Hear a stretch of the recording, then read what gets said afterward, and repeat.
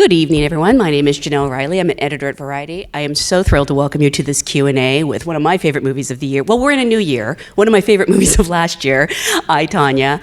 At this point, please join me in welcoming the producer and star of the film since her breakthrough performance in the Oscar-nominated Wolf of Wall Street. This is an actress who has just continued to make fascinating choices with movies like Focus and Suicide Squad, and she was excellent playing Margot Robbie in The Big Short. Please welcome Margot Robbie.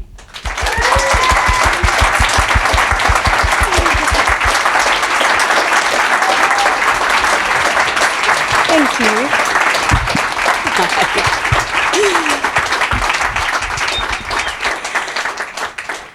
Thank you so much for being here. It occurred to me, I meant to say at the top that for your role in I, Tonya, you've been nominated for every award possible. I think they've made some up, but including the SAG Award. Were you a SAG Award winner for your role in The Big Short? Oh no, they didn't win, but were you nominated as part of the ensemble?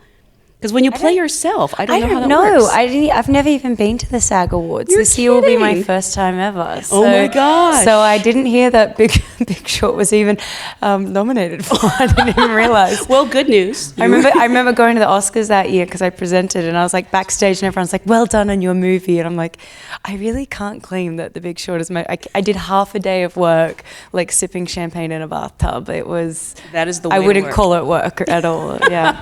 I said to Adam McKay, I'm like, I've gotten far more credit than I deserve for my part in this film. But you actually make economics interesting. Like, that isn't easy to do. You fully deserve the credit, I have to say. I'm glad.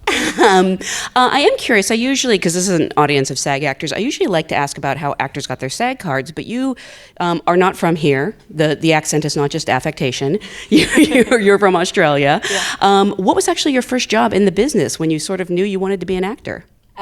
First job in America or first job? No, just as an actress, yeah.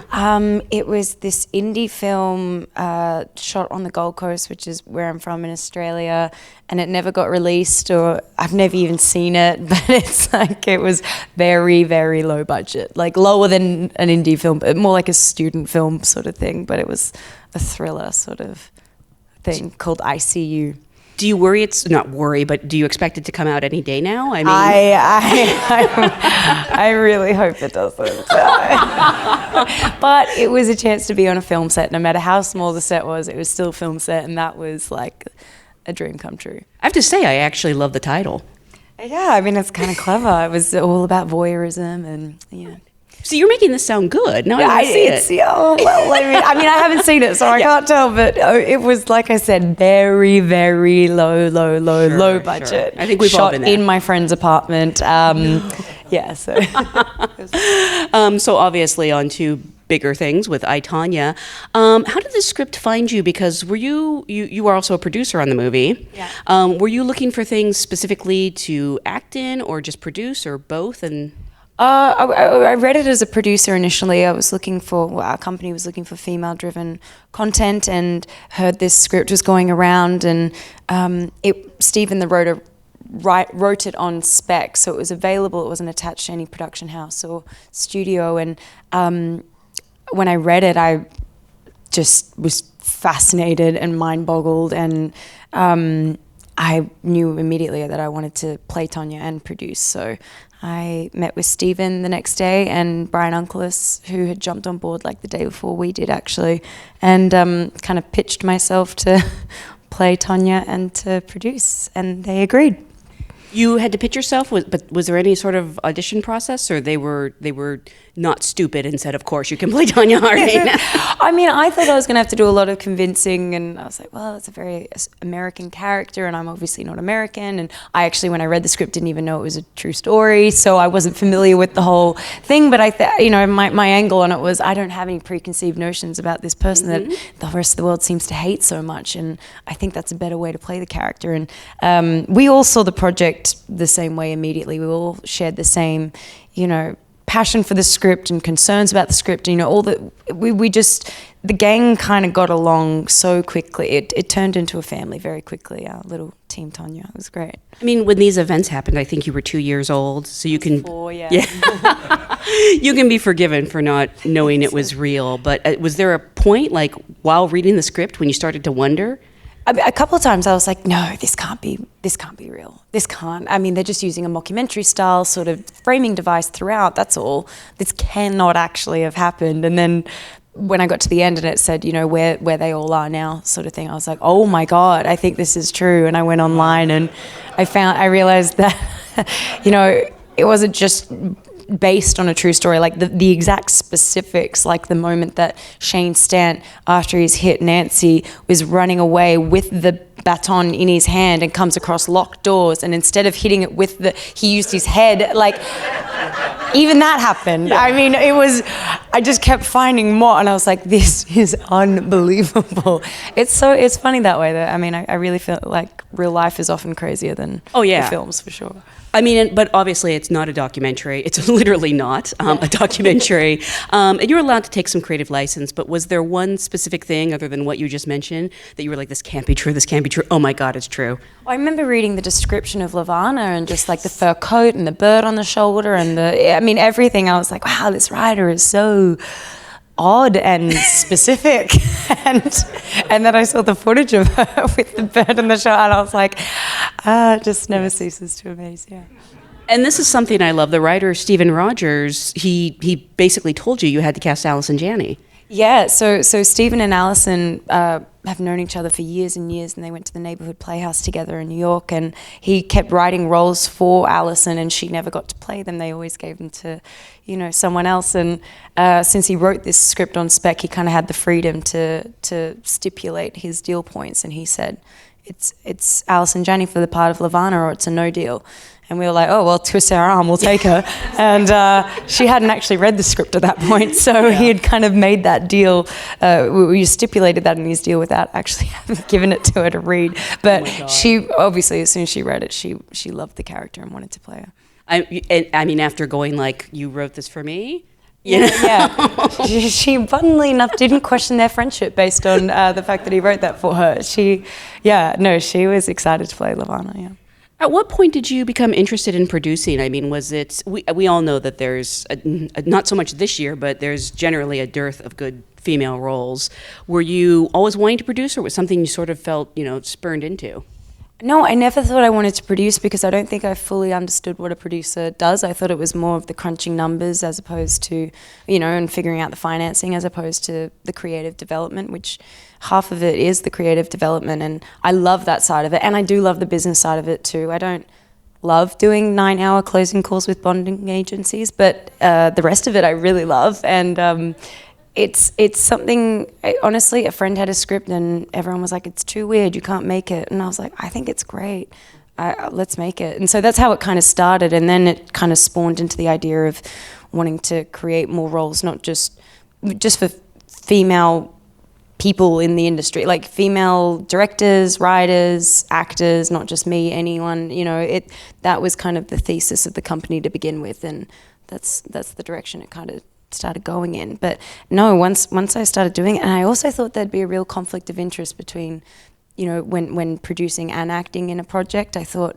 well, on one hand, an actor's going to want, you know, the actor in me is going to want another take, and on the other hand, the producer in me is going to say, we can't afford overtime. So is this going to be too much of a conflict on set? And it wasn't. They actually really go hand in hand. I don't know how many people in this room act and produce, but I found that it goes hand in hand beautifully. Mm-hmm. And in fact, I could kind of recognize potential production issues months in advance because I was looking into it in a more specific way as an actor, and vice versa. I was so immersed in the world as a producer. Like when I walked onto set, it wasn't like, oh, okay, this is, I guess, the house I grew up in. It was like, I've seen every location that we recce'd. I was here when we recce'd this. I was here when we picked that wallpaper. I remember the conversation. Like, you know, you just, it was so much easier to immerse myself in the world and the character, having done the producing side of it, having been on board for so many months beforehand.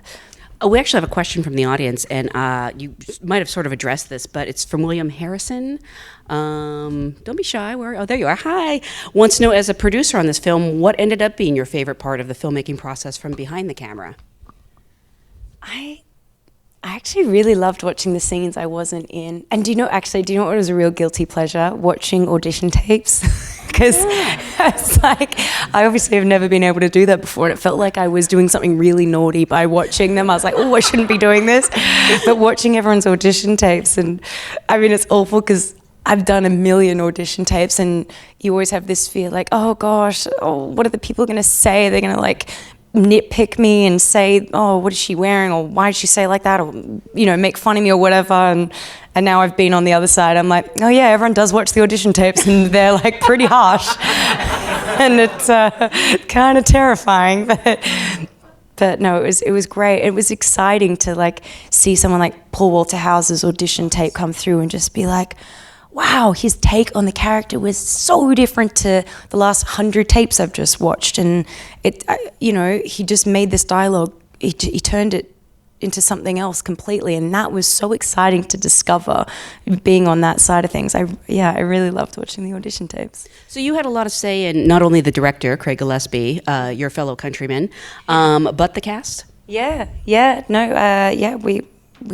We're in a really wonderful position where we could genuinely cast the best people for the role. It wasn't find a name, you know.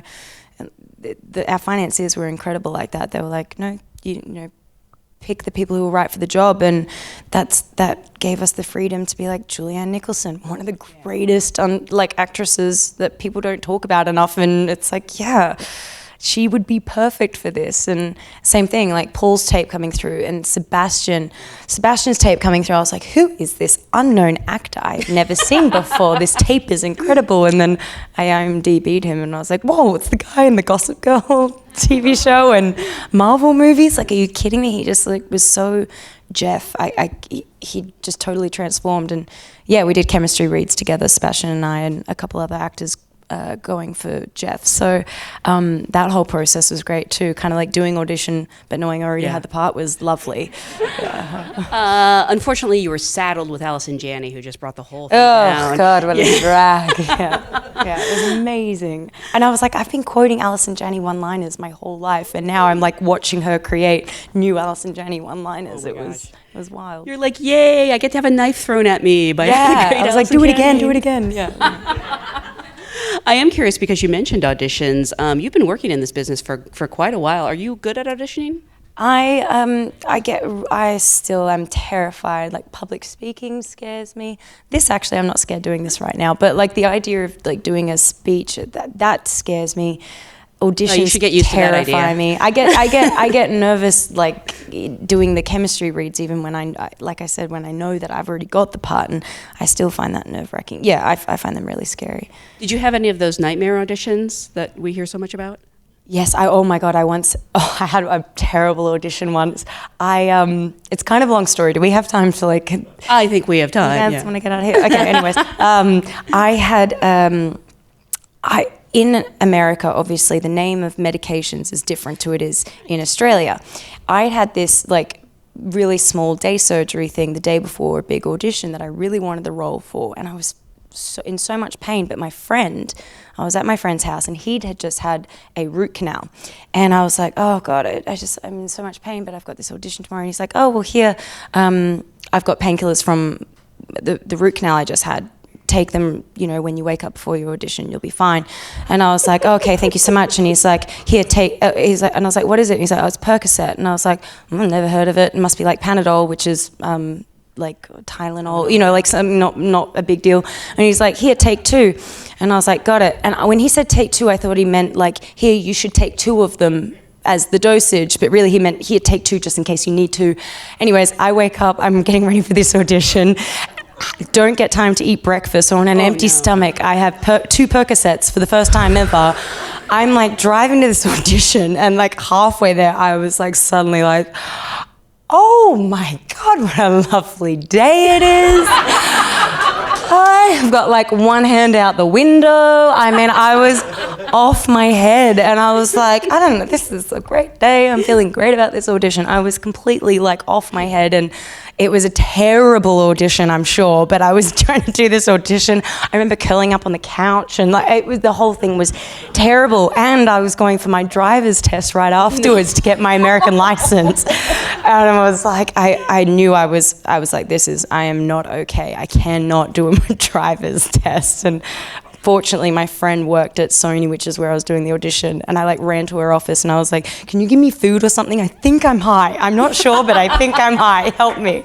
It was hilarious. See, this is one of those situations where I do hope that tape exists somewhere. I really hope it doesn't. I have no idea what I did in that audition, but I didn't get the role or a call back, so I'm sure it wasn't good. So for preparing for Tonya, we actually have a question from, is it Brendan Flannery? Wants to know how much interaction did you have with Tonya in preparation for the role? I purposely didn't meet her until right before we started shooting. Because there was such a huge amount of footage online, I could kind of study her from afar pretty thoroughly, actually very thoroughly, and I did that for 6 months. I watched every clip on her just on repeat and listened to her constantly, and I mapped out the character as if it was a character not based on a real life person, just a fictional character, and I made all the decisions based on the information I had, and I could study her mannerisms, her dialect, all that kind of stuff from afar, and then in that way I could keep the character and Tonya separate in my mind, and I felt I needed to do that. I felt if I kind of muddied the waters and knew that it was just too intimidating, the thought of playing a real life person who was going to see the film. I feel like I would have held back on set and tried to sugarcoat things and make her, seem as great as possible. And, that's not really doing justice to the character or her story. And then right before we started shooting, I flew to Portland with Craig, our director, and met her, and by that point it didn't alter anything I'd already decided to do with the character at all, because she's very candid. When her interviews, she was exactly the same in real life. I mean, there was nothing really to alter anyway. And I just explained to her, like, I'm playing a character and I see Tonya as a character, and I'm embodying your spirit and your circumstances, but I'm not trying to replicate you, if that makes sense. And she was great about it, very understanding. And then I didn't see her again until the premiere. And we text, throughout shooting, but she wasn't a consultant. She wasn't allowed on set. She wasn't allowed to have a say in what we shot or how we shot it or anything like that. We really wanted to try and be unbiased in that way. So, but we spoke throughout, just out of respect. I'd be like, hey, it's day one, or hey, happy Christmas, or whatever. But she was very understanding. What was her first reaction when she saw it? Did she say anything to you? Not to me specifically. She said I think Stephen was the first person to speak to her, and I gathered that she found it to be a very emotional experience watching it, as I imagine it would be. And she said she laughed and she cried, and she said there was something she didn't agree with, primarily the moments told from Jeff's point of view. She's like, I didn't know about the letters. And I was like, I know, just like, we have to say Jeff's point of view. But she said we were pretty spot on. She was like, when Sebastian started yelling, it just like took her right back, and, yelling as Jeff, of course, and said LaVona was like practically her mom. And she said that she felt like she finally had some closure, which was nice to hear. And now that the movie's out, you mentioned she came to the premiere. I saw her at the Golden Globes. Yeah, and she came to the Globes as well, yeah. So it's okay to, like, sort of, have fun with her now. Oh yeah, the Globes was hilarious sitting next to Tonya. It was like like I said, very unapologetic, and I mean, she was like, I'm gonna go say hi to Oprah, and I was like, oh God, don't say hi to her. I was like, okay. And she's like, Meryl, let's get a picture. I was like, oh my God, Meryl Streep. She asked Tom Hanks to take a picture of her and I was like, oh my God. And she was she at one point, because when she was about to do the press line, because it is really scary doing like the red carpet, it's really intense and you're kind of on your own and it's like a cattle call and whatever, but apparently I wasn't with her at this point, but she was kind of getting a bit panicky and scared about doing that, and a lovely lady in the line helped her and like, okay, Stan, I'll be waiting for you, blah, blah, blah. And then we're sitting at a table, she's like, that's the lovely lady, here, come here, this is the lovely lady who helped me when we were doing the red carpet. And I was like, oh, hello, Sharon Stone. Lovely lady, lovely lady. It's amazing. It was hilarious, yeah. And can we talk about the physical preparation for the role? I believe it was Juanita wanted to know if you had to learn to actually skate, and how difficult was it? Yes, I did, and very difficult. Anyone here figure skate? Anyone done it before? Right, okay, so it's it's a brutal sport, and it looks like it's not, but it really, really is. I grew up in Australia and there's no ice where I'm from, so I didn't ice skate, but I was obsessed with the Mighty Ducks films, and I wanted to be an ice hockey player so bad that I'd just wear my rollerblades and, you know, have my hockey stick and run, like, skate around like that. So I thought, oh, well, when I moved to America, I was like, I'm in America now, I can finally play ice hockey, and I joined a league 7 years ago, and I played for like half a season until I started working on Pan Am.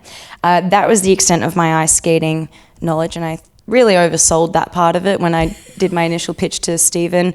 I was like, oh yeah, I played ice hockey. I'm a great skater.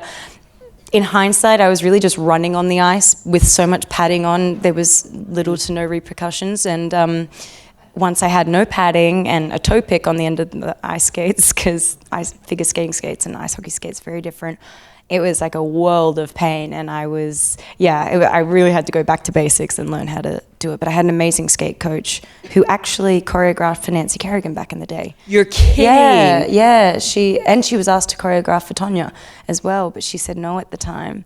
And it was really hard. I did it, 4 hours a day, 5 days a week for 4 months, and it was a lot.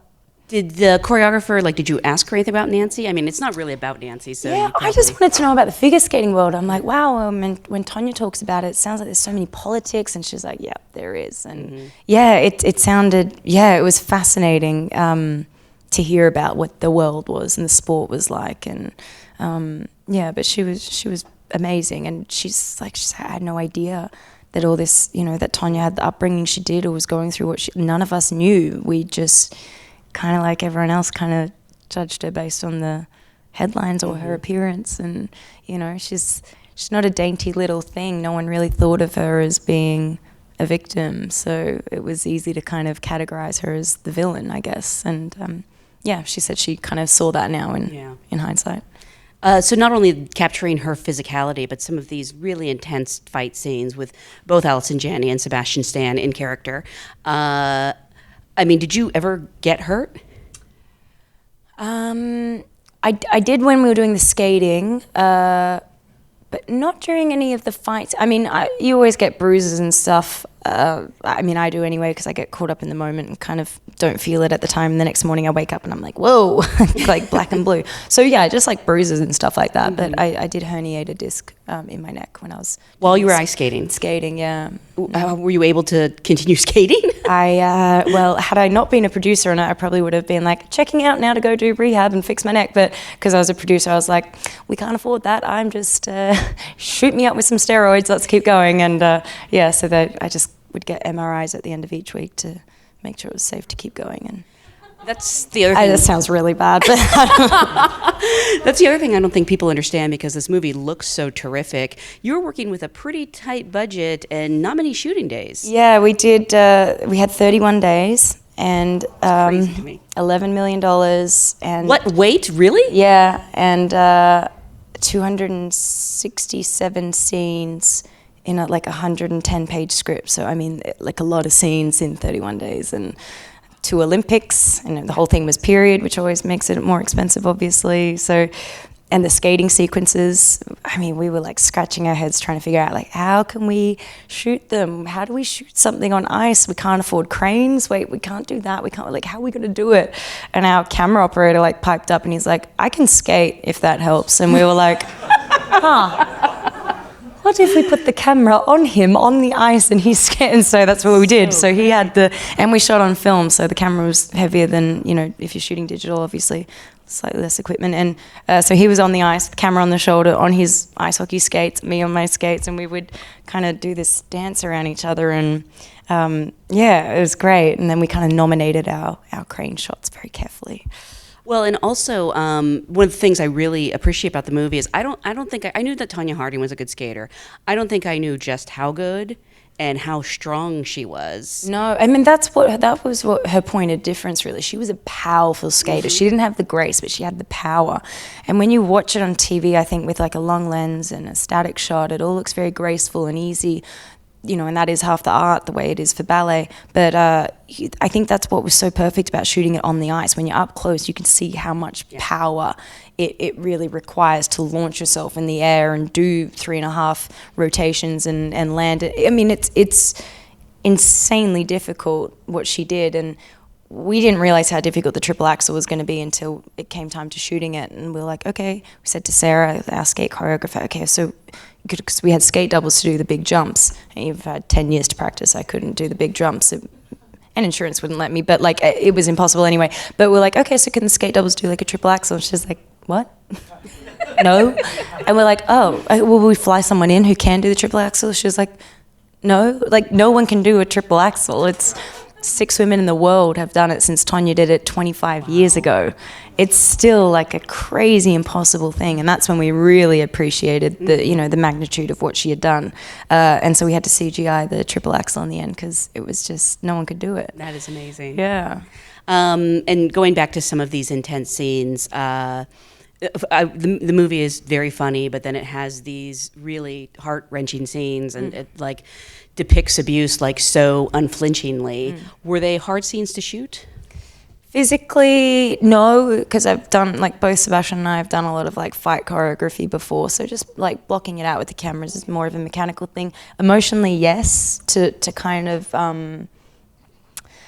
track that and know that you're going to go back to this person when they've done that. And it really, it clicked for me, I think, when I saw, there's a documentary about Tonya when she was 15, and she's very matter-of-factly saying to camera, my mum's an alcoholic and she hits me and she beats me, and you know, she was just listing it off like a grocery list, like it was just nothing. And that's when I was like, oh wow, I think the most horrific part of this abuse was the acceptance that it was just gonna be a fact of life. It was always gonna happen, and there was nothing unusual about it. And that's what was important with the breaking the fourth wall and kind of speaking to camera in a matter-of-fact way, was really to give a glimpse of how habitual the abuse was and how desensitized people become to it and how they can just accept that. And that to me was the most heartbreaking part of it, I think. But what I love, and people may think this is weird, is that I think the movie has kind of a happy ending. I love that the final note is she wants you to know she's a good mother. And she broke that cycle of abuse. Yeah, and she did. Yeah, when you talk to her, it was like what really gave me a sense of like, oh, okay, she's okay. When I met her, just to hear her speak about her husband now and her kid, who she adores. And it just, you can just tell that that's where she's found peace in her life, and she has broken that cycle of abuse. And yeah, it's really, really nice. I mean, something I think would be hard to do multiple times is when Allison throws the knife at you, because you know it's coming as a person, but as a performer, you have to pretend like you don't know. Repeatedly. And I don't know how many times you shot that, and I mean, we did not flinch. We didn't have a lot of time to shoot anything really. I mean, that was kind of like, we kind of really went for it hard and fast, and then we moved on. But it was a fun scene. It was more I was like, just throw anything, because she couldn't just straight away pick up a knife, but we didn't have time to block it out. We didn't have like breakaway glass and our stunt choreographer there and all that kind of stuff, because it's an indie film, so we were just picking up, finding anything in the house that we could throw at each other. I was like, throw that, yep, throw that too, throw that if you want, sure, throw the glass, I'll dodge it, don't worry about it. So by the time it came to the knife, I was like, whatever, just throw the knife, it's fine. It's fine. We had a rubber one for the the real intense throws. It was fine. You know what I actually wanted to ask is the young actress who plays Tonya at an early age, McKenna Grace, who's so lovely. If you haven't seen Gifted, see it. She's incredible.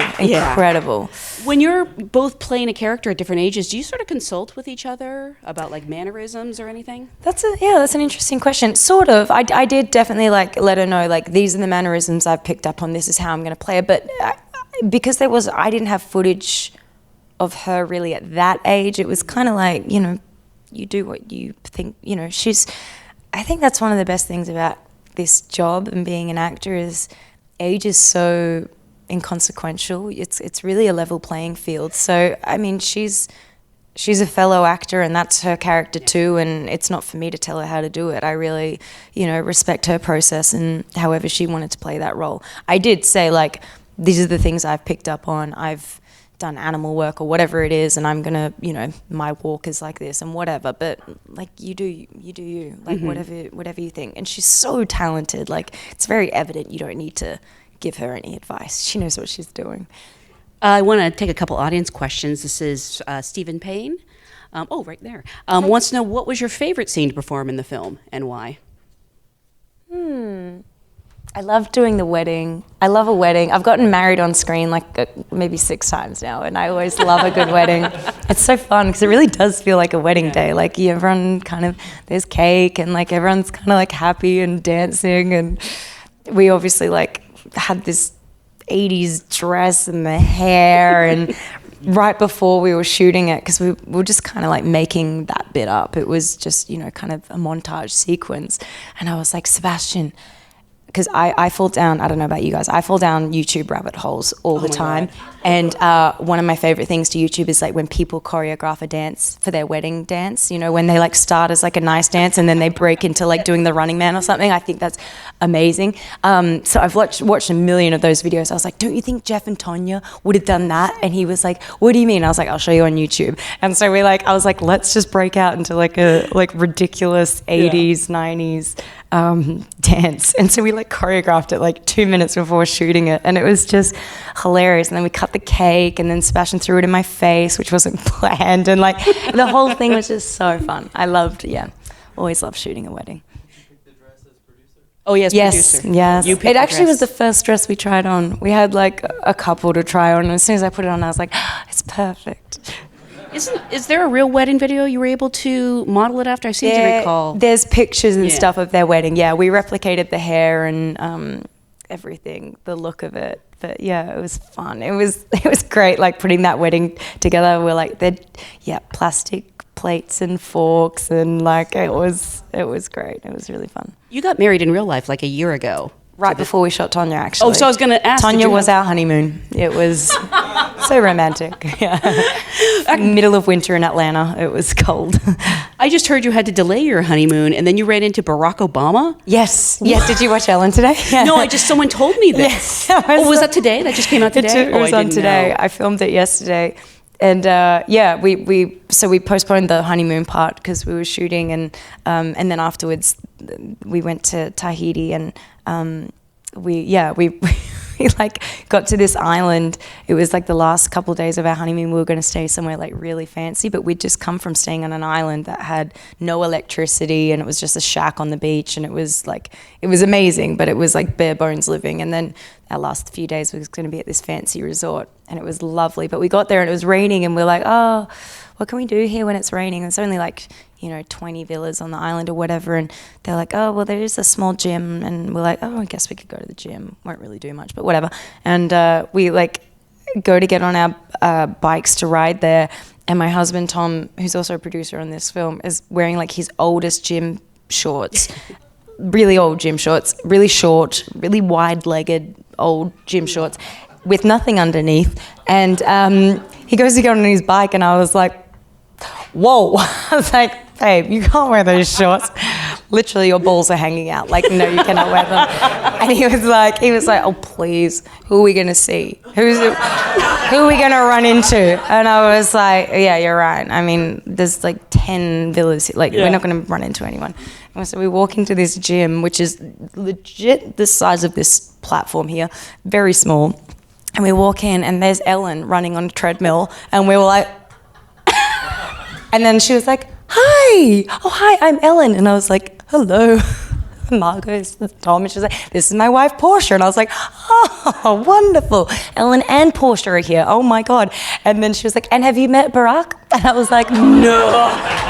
Oh, my God. Come again? She was like, yes, it was literally Barack Obama. And then we had to do this whole stretching like yoga class with Tom in these little shorts, and Obama like stepping over his legs to put weights down and stuff like that. And he's like, the gym instructor keeps going like, lunge, Tom, lunge. And Tom's like, he's trying to like cross his legs while lunging. It was so funny. It was hilarious. Yeah.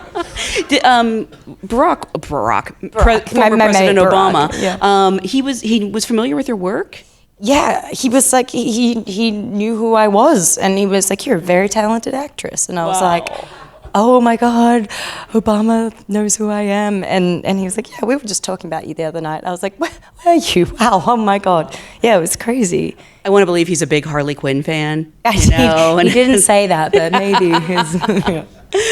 By the way, what was it like for you? There were so many Harley Quinns not last Halloween, but the Halloween before. Yeah. I mean, does that tickle you to see that? Yeah, or it was is weird? amazing. Yeah. It was so cool, especially because heaps of dudes dressed up as Harley as well, and that made me so happy because every Halloween, like the funnest, craziest characters are always like a dude character, so I'm always dressed up as the dudes. And I was like, this Halloween, the chicks are the coolest, craziest character, and you're going to dress up as our one. That was awesome. I have a feeling there'll be some Tanyas this year. I was going to go as LaVona this year. Yeah, I was really excited about it. But then my best friend also has her birthday on Halloween, and she picked like a Mexican fiesta themed, and I was like, I'm going to have to do LaVona next year. Oh my God! Well, that everyone will actually know what great. I'm dressed up as this time. Yeah. Finally, we have a question from, is it Maggie? Yeah, Maggie.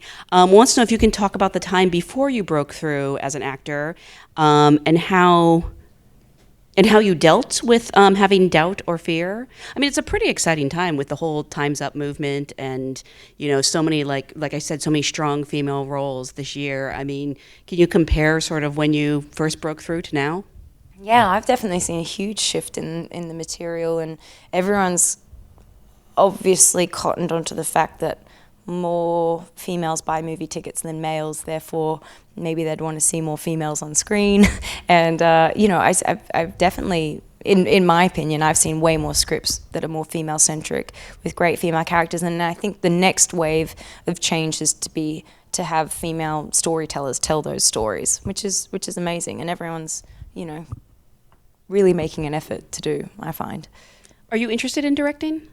I am, yeah. Not yet, not for a couple of years, but yeah, that's always been a dream of mine. That's amazing. Well, I do want to remind everyone this movie is still in theaters. Go see it again. I've seen it 4 times, actually, because everyone wants to go see it. Yeah.